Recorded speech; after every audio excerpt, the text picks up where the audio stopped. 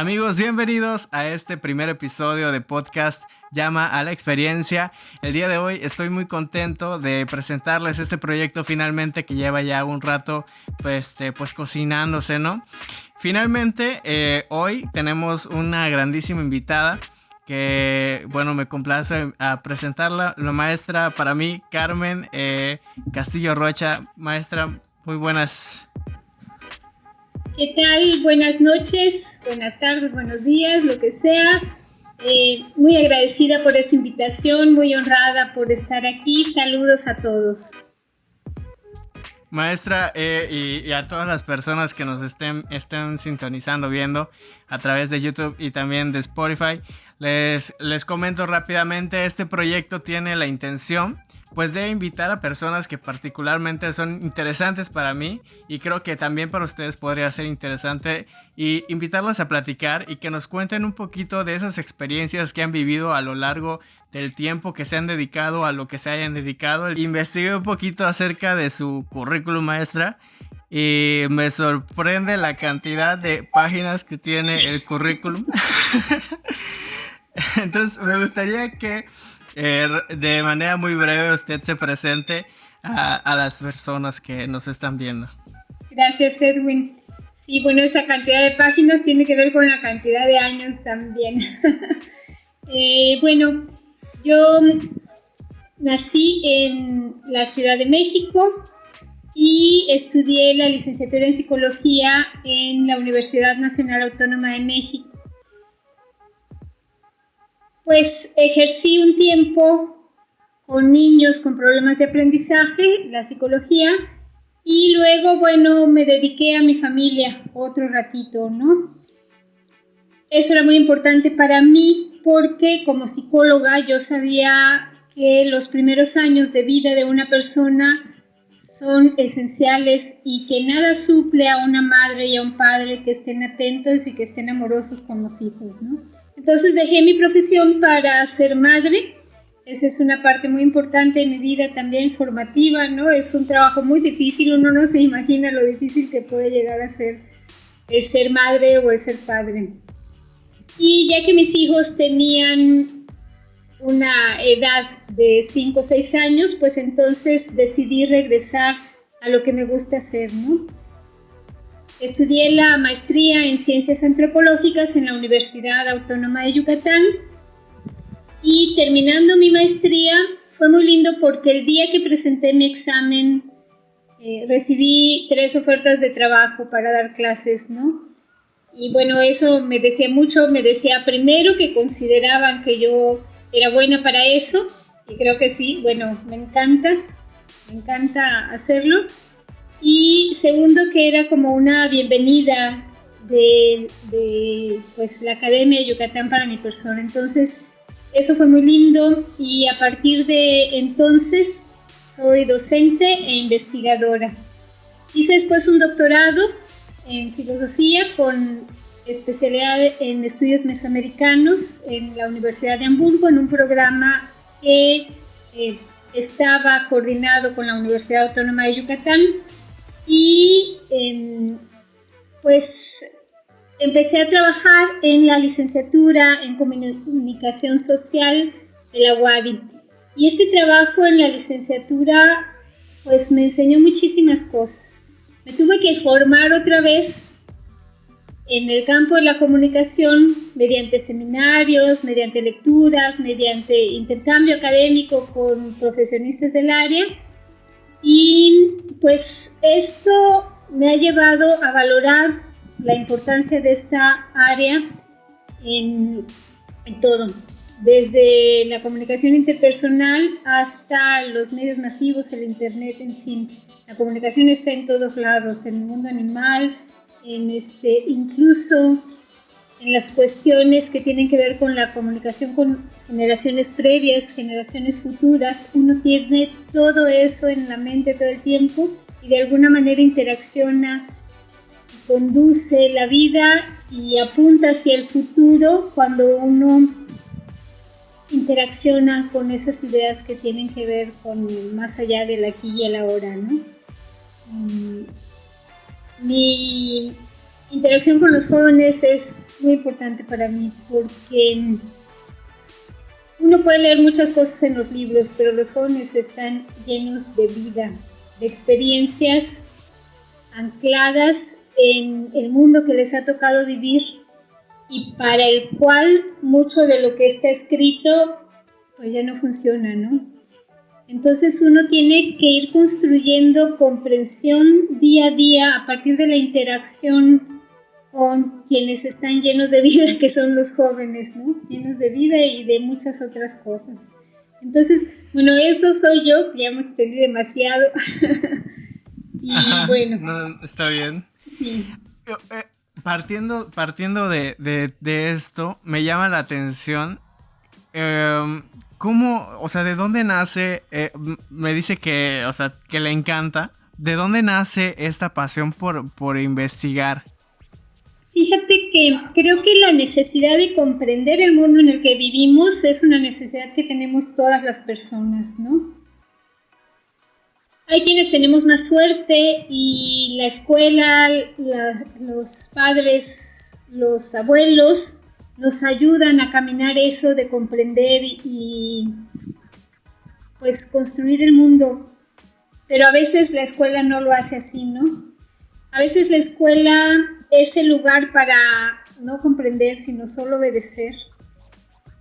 Y bueno, yo tuve la suerte de sí tener gentes cercanas que me ayudaban a entender y a tratar de seguir ese camino, ¿no? De siempre preguntarse, siempre estarse preguntando si así son las cosas, si así debían de ser, si las cosas pueden ser de otra manera, si realmente uno lo que tiene es porque lo merece o no, es un regalo, un don, ¿no?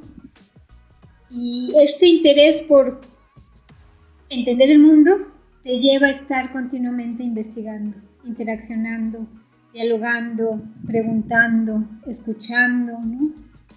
Así, por ahí va, más o menos, por ahí va. Ojalá las escuelas fueran más un espacio de comprensión que de obediencia. Eso nos cambiaría mucho a todos, ¿no? Quizá nos haría investigadores a todos en alguna medida. Luego se me viene a la mente el proyecto que tiene en Canicap, si no me equivoco, que nos podría platicar un poquito de eso. Sí, bueno, trabajo como profesora investigadora. Pues sí, mi currículum, el tiempo que llevo trabajando me ha llevado a tener cierta cantidad de recursos, ¿no? Y como mis hijos ya son adultos, ya pues prácticamente no dependen de mí, pues puedo destinar mi tiempo y mis recursos a otro tipo de cosas que no solo tienen que ver con investigar, sino también con acompañar. Hay muchas personas, académicos, incluso doctores, que sienten que lo que tienen en recursos y demás es porque se lo merecen y porque lo han trabajado mucho. Hay gente que trabaja muchísimo más que cualquiera de esos académicos y que sin embargo nunca logra tener la capacidad para acumular un poquito y comprar, no sé, una bicicleta, un automóvil, etc. Vivimos en un mundo muy injusto. Y entonces parte de ese proyecto tiene que ver con ese mirar a los otros y mirarse a sí mismo y decir, algo pasó aquí, algo raro que no comprendo y que necesitamos hacer algo para pues hacer menos injusto y menos inequitativo este mundo, ¿no?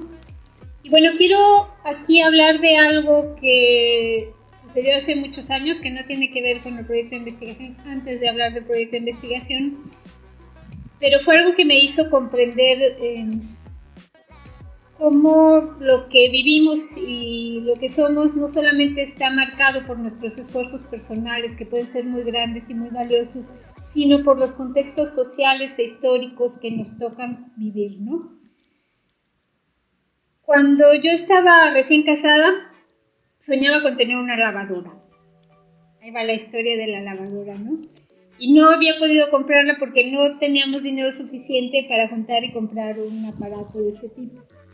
Y en eso pues nos fuimos a vivir a Estados Unidos y yo empecé a trabajar 3 horas diarias porque cuidaba a mis hijos el resto del tiempo.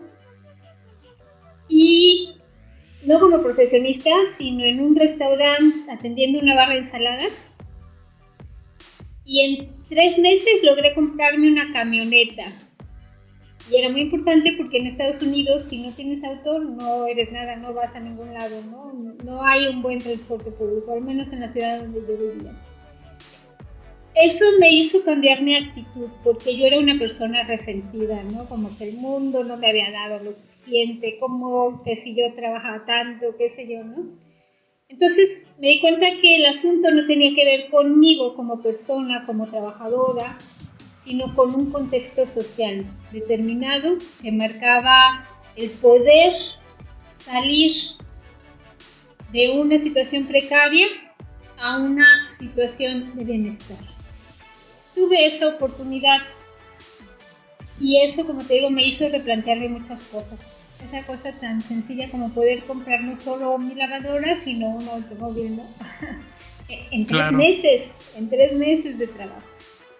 Y bueno, este proyecto tiene que ver con esa actitud primero y luego con que pude hacer sinergia con otro profesor que tenía un interés semejante, ¿no? Y así empezamos a visitar una comunidad cercana a Mérida, está a 25 kilómetros, una comunidad en situación de alta marginación, con altos índices de violencia intrafamiliar, de alcoholismo, analfabetismo. Más o menos el 40% de los niños que acceden a secundaria no saben leer y escribir, no pueden traducir una frase completa. Conocen algunas letras, pero no pueden decodificar una frase. Y nos parecía muy preocupante esa situación. Entonces empezamos a hacer investigación, pero también acción y participación en esa comunidad. El proyecto más importante ha sido el proyecto educativo. Este acompañamiento nos ha permitido ver cosas de las que no nos hubiéramos dado cuenta. Un investigador que trabaja tras un escritorio, que manda a sus alumnos allá a que hagan preguntitas y luego regresen, difícilmente se percata de cuál es el mundo, el contexto, el estado en el que vive y cuáles son los verdaderos problemas y qué hay detrás de esas dificultades que sufren las personas, ¿no? Un ejemplo. En alguna ocasión llegaron unos estudiantes que les parecía que había mucha basura en la localidad y que necesitaban enseñarles a las personas de esa localidad a reciclar y aprovechar los residuos sólidos. Hicieron todo un proyecto, fueron preguntando de casa en casa y empezaron a darse cuenta de que pues no tienen servicio de recolección de basura. Entonces, ¿qué hacer con la basura? La queman, la echan afuera de la localidad en un rinconcito, en fin. Entonces, los problemas ambientales, pues no era falta de conocimiento, porque ellos ya reciclaban muchas cosas, ¿no?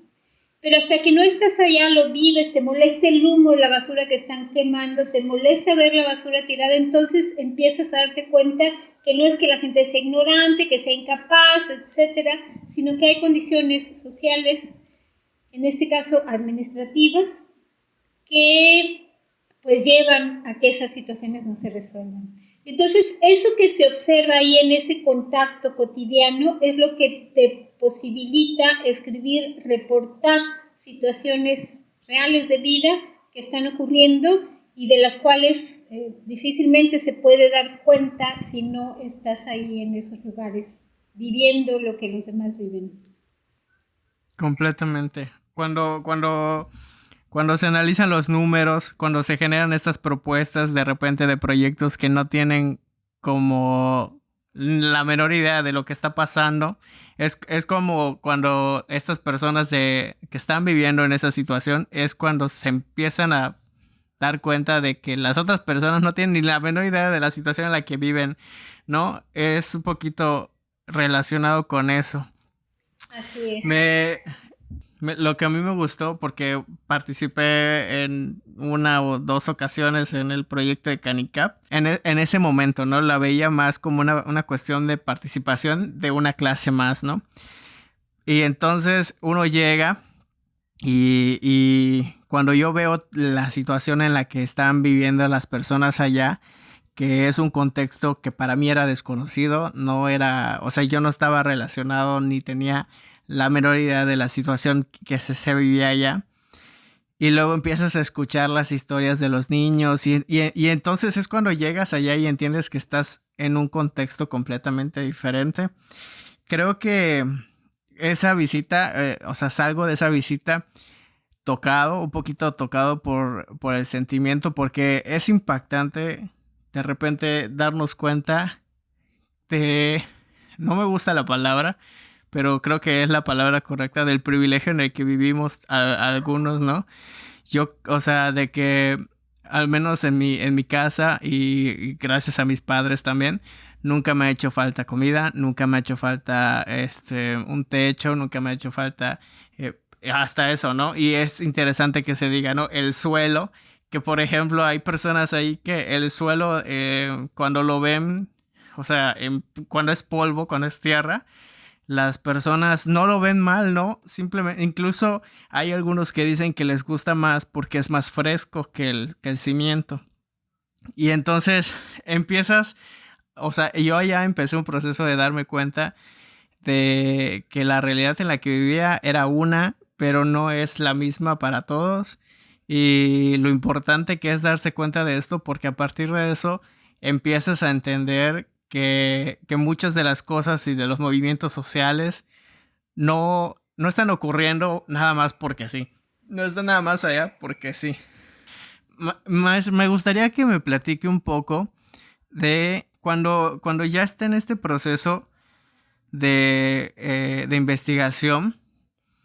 No fue del día a la mañana que usted comienza a hacer investigaciones. No fue del día a la mañana que empieza a llenarse de reconocimientos. ¿Cómo es este proceso de, o sea, usted se titula y ahora qué? A partir de eso, o sea, ¿qué pasa? Ok, ¿cuándo empecé a hacer investigación?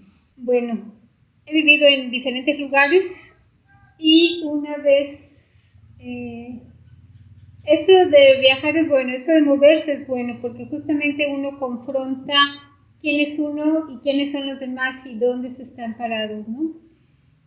Estuvimos viviendo en Inglaterra con mis hijos y yo observaba lo que sucedía en las escuelas allá y lo que sucedía en las escuelas acá, y me llamó mucho la atención que en una ceremonia católica a la que asistimos se presentaron un par de jóvenes para hablarnos del bullying, por ejemplo, y de lo que sucedía allá en las escuelas, ¿no? Eso me hizo pensar en lo que sucedía con mis hijos en la escuela donde estaban, ¿no? Fíjate que tuve el desacierto de inscribir a mis hijos en una escuela privada para que aprendieran inglés, ¿no?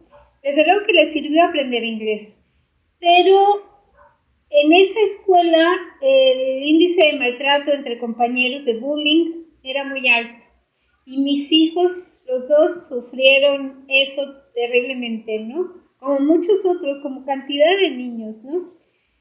Claro. Y al regresar y ver cómo eran las cosas aquí y que no había realmente investigación en ese entonces con relación a ese tema, mi primera investigación tuvo que ver con bullying, ¿no?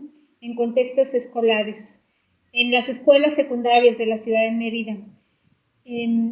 Ese trabajo que se publicó en el 2007 fue como mi primer paso, ¿no? Mi primera pregunta, como investigador independiente.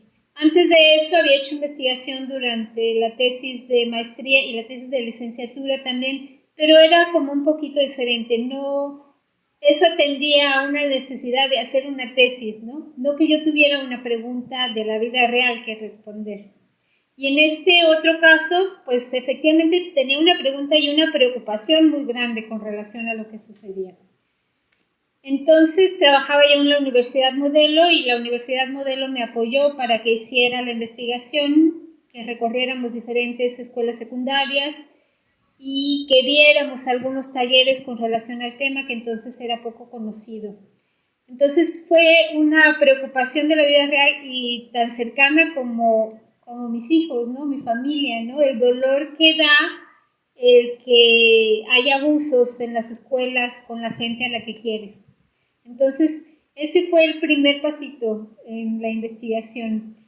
Y bueno, una cosa se va liando con otra, luego empiezas a interaccionar con otros investigadores, pero la preocupación ha seguido siendo la violencia de todos modos, ¿no? En diferentes contextos. A partir de esa investigación que tiene que ver con cosas interpersonales, así se ve el bullying, ¿no? Violencia interpersonales, pues cuando empiezas a ir más a fondo te vas dando cuenta de que no es tan sencillo como regañar a alguien o quitarlo de determinado contexto, porque no es un problema tanto personal como estructural. Entonces empiezas a mirar otra cosa. ¿Qué sucedió en Canicab con relación a lo que pasaba en esa escuelita en la que los niños les cuesta tanto trabajo aprender? Nosotros podemos decir, es la culpa de los profesores que son malos, que están hablando por el celular, que no hacen caso, que gritan a los niños. Bueno, es más complicado que eso, ¿no? Pero cuando estás ahí es cuando empiezas a verlo. Por ejemplo, había un niño que sufría violencia en su casa. Era muy maltratado, hasta parecía un niño de la calle, ¿no? Ese niño llegaba a esa escuela donde el profesor además tiene que atender a 2 grados, primero y segundo, o tercero y cuarto. ¿Simultáneamente? Sí, simultáneamente en el mismo salón de clases tiene que tener como el cerebro fraccionado en 2 programas de estudio, no sé cómo lo logran hacer, pero ese es el caso y además es director. Y llega este niño, entra todas las mañanas, a veces se pone a cantar porque pues canta en voz alta mientras el profesor está dando clase y no hay quien lo calle. A veces entra enojado y tira las mesas, empuja a los niños, los maltrata. A veces rompe las tareas de los otros niños porque le da mucha rabia que él no puede, ¿no? ¿Y qué hace un profesor que tiene 2 grados, es director además, tiene que atender todo eso y a este niño? Y no tiene la capacitación para hacerlo, ¿no?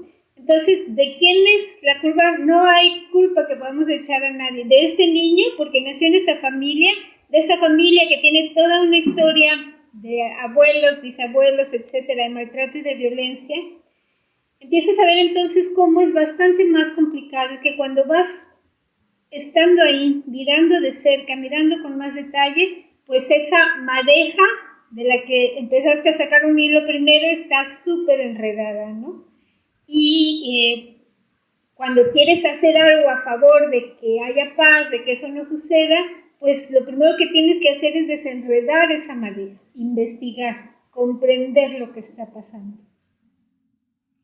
Me encanta. La verdad es que es una profesión que yo admiro mucho, particularmente creo que la duda de querer saber más y de dónde vienen ciertas acciones, muchas personas la tenemos, o sea, la tenemos, ¿no? La duda creo que es nata, a todos nos surgen dudas, pero luego el hecho, por ejemplo, personalmente, ¿no? El redactar y de repente, que un escrito mío tenga coherencia es complicado, ¿no? Para al menos a mí la escritura no es mi fuerte. Entonces yo siempre he admirado mucho a mis compañeros y compañeras que tienen esta habilidad por redactar muy, muy padre. Y o sea, y no solamente lo hacen como una cuestión de tarea, sino que estás viendo que hay una inquietud por querer hacer algo que les gusta, que les nace y que finalmente esto hace un aporte a la sociedad, hace un aporte de información que bueno, si bien hacer un trabajo de investigación como tal es el primer paso porque solamente detectas como ciertos problemas. Atender esos problemas es otro proceso que, pues bueno, ya tendrá otra historia para eso. Maestro, me gustaría también eh, preguntarle acerca de cómo es este proceso, el otro proceso de dar clase. ¿Cómo, cómo, o sea, y lo quiero llevar lo quiero traer a la conversación porque, bueno, hace poquito subí una foto y en el que la etiqueté. Y bueno, para las personas que no estén en el contexto, les platico un poquito. Yo vi a la maestra sentada en las escalinatas de la facultad y le tomé una fotografía, ella sentada. Y entonces yo hago una reflexión acerca de esa fotografía y menciono que pues a la maestra yo la veía ahí sentada, estaba atendiendo su teléfono y pues muy seguramente estaba atendiendo otros problemas que tiene, pues como cualquier otra persona, ¿no? Tiene que ir a un trabajo y también regresar a su casa y también platicar con las personas con las que conviva tal vez. Entonces ha de tener muchísimas otras cosas que hacer. Y en esta foto, ay, perdón, yo recuerdo que me recuerdo una situación que había vivido antes, que en esta situación yo me encontraba muy estresado, estaba en primer año de la universidad y tenía a la maestra Carmen como profesora y entonces yo terminando una clase recuerdo que me acerco a ella y le externo mi sentir, el hecho de que me sentía agobiado por las materias, me sentía estresado por ciertas situaciones. Y entonces, en ese momento, yo la verdad, pues no pensé nada más, solamente le cuento y ella me escucha me cuestiona la situación y me hace reflexionar y pues finalmente platico con alguien de una situación que en ese momento tenía, ¿no? Pero, o sea, yo lo hago buscando ayuda. Aquí lo que quiero rescatar o resaltar es el importante papel que tienen los maestros de repente. Que bueno, para mí en ese momento fue no sé, un salvavidas. O sea, creo que ayuda hasta cierto punto. Y la responsabilidad de los maestros allá, pero me gustaría que me cuente usted cómo es esta experiencia de ser profesor. Sí, ay, pues agradezco mucho primero que compartas eso que estás compartiendo y señalo que me encanta la foto, la tengo ahí en mi Facebook, ¿no? En mi entrada, ¿no? Y y pues lo que señalas es muy importante. ¿Por qué? Porque a las generaciones actuales no fue en mi caso pues mi mamá estaba en casa todo el tiempo, también estaban mis abuelos, también estaban otras personas, ¿no? Pero los jóvenes ahorita, sus dos papás trabajan, a veces están divorciados en un alto porcentaje y a veces lo que necesitamos es conversar con alguien de más experiencia. Y me parece que los profes tenemos que ser conscientes de esa situación. A mí en lo personal, el trato con los jóvenes me encanta, me gusta mucho, me enriquece, me revitaliza, me hace sentir viva, ¿no? Y por eso las puertas siempre están abiertas para recibir a las personas que se quieren acercar a conversar, a lo que sea. Pero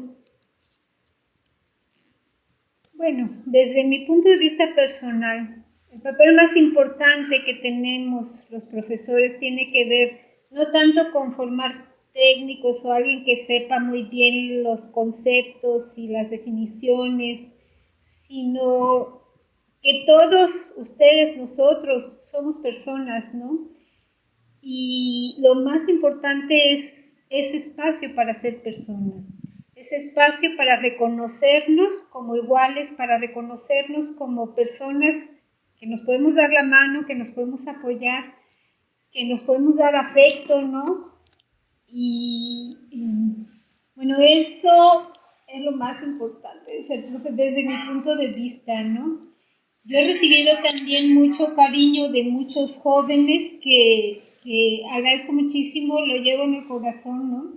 Y pues es como tú lo haces de alguna manera, algo que nos hace más humanos, nos hace más personas, nos hace diferentes de lo que sucede en otros lugares donde lo que importan son los títulos, no las personas, donde lo que importan son cuánto ganas y no quién eres, ¿no? Entonces, pues eso tenemos que tenerlo presente todos, todo el tiempo, no tanto en el No ejercicio. exclusivamente de los profesores, ¿no? Es una cuestión más a nivel de profesionista. Sí, exactamente. Claro. Cuando ya eres profesionista, pues hay cuestiones como más prácticas, pero cuando estás en una institución educativa, lo que estamos formando son seres humanos valiosísimos. Y si alguien los pone en nuestras manos y si en otro contexto no hay respuestas, bueno, construyamos esos puentes y construyamos esas respuestas, es lo que nos toca, ¿no? Sí, y bueno, también me imagino, no sé qué me podrás decir, pero entre compañeros también suceden cosas maravillosas, ¿o no? Así es, no, o sea, creo que una de las experiencias más enriquecedoras de la universidad y para ir cerrando con este podcast, creo que cuando comencé y o sea, recién estoy como al final de la carrera, entonces o sea, ya no voy a tener otra clase, entonces, creo que ya puedo decir que los compañeros con los que te vas juntando, las personas con las que te empiezas a juntar, finalmente te van formando. Y saber que cuentas con personas que en este caso son tus compañeros, que puedes llegar a tener un nivel de confianza un poco más allá de lo que en algún momento puedes llegar a tener con algún profesor, es es muy importante porque finalmente el tiempo que pasas con tus compañeros llega a ser mucho, ¿no? A veces es en exceso, te la pasas toda la semana con ellos. eh, y entonces de repente también hay personas que pueden llegar a tener problemas de socializar con otras personas. Llego a este punto en el que a través de platicar con estas otras personas que les gustaba lo mismo que yo, llegas a entablar conversaciones padres y no necesariamente que estén relacionadas con el mismo año escolar que yo. Así es. Sí, qué bueno, pues muy bien, bien hecho. Maestra, ¿algo que quiera comentar antes de empezar a cerrar con esto? Pues ya que me tocó ser la madrina, pues desear la mejor suerte y el mejor éxito. Muy rica la conversación, muchas gracias por invitarme y bueno, estoy puesta para otra conversación igual. Así es. Cuando más adelante hay oportunidad, ¿no? Cuando vuelva a haber oportunidad, sí. Hay mucho que conversar, mucho que decir. Así es, pues ya creo que por esta ocasión ha sido bastante buena y sí, seguramente va a haber una segunda ocasión. Muchísimas gracias por su tiempo, por estar presente en el primer episodio de este podcast. Y pues bueno, amigos, hemos llegado al final del primer episodio. Muchísimas gracias a todos por escucharnos. Espero que si les gustó, pues compartan el contenido, y si no, pues de todos modos se lo pueden quedar para ustedes y verlo las veces que sean en este perfil. Así que bueno, amigos, nos vemos hasta el siguiente episodio. Esto ha sido todo. Bye. Bye.